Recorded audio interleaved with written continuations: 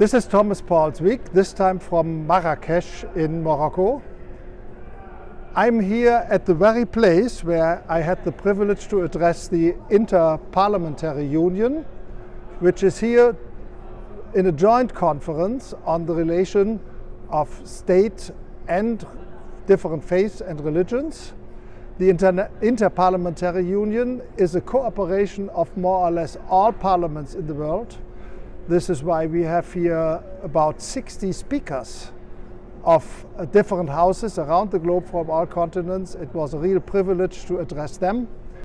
I also had the privilege to meet more than 20 speakers of different parliaments, houses around the globe, smaller countries like the Cape Verde or Malawi, other countries like Thailand, or even larger countries like Pakistan or Indonesia. And we had in-depth, intense discussions about the situation of evangelical churches in their given countries. And you may have a look now into the room. You can see it's like a parliament, and all the different countries are represented here. And it was an extreme pleasure to meet religious leaders from all different faiths at the same time, with hundreds of parliamentarians that represent 160 different parliaments of the world here. And I'm very happy to report that the World Evangelical Alliance, on behalf of our churches, is in the middle of the mess. We advocate for our churches, but we also advocate for peace and reconciliation, for human rights for everyone, for religious minorities, including ourselves where we are religious minorities, but also for peace and reconciliation in countries where we are part of the majority, we are part of Christianity that in many countries has the majority of the countries. We also had a special time with the head of the parliament here in Morocco.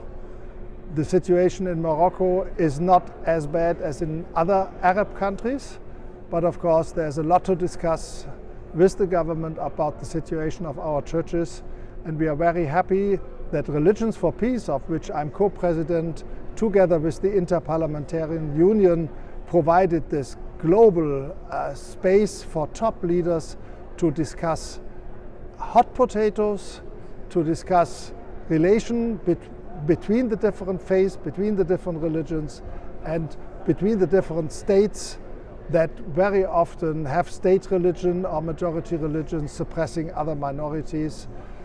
The World Evangelical Alliance since 1846 is dedicated to freedom of religion and belief. We have proved this by being here, and we are happy to find so many allies around the world for it. Thank you very much. The other way around too. Where does the law come from? Where comes the moral backing come from? Where does it come from that the vast majority of people in the world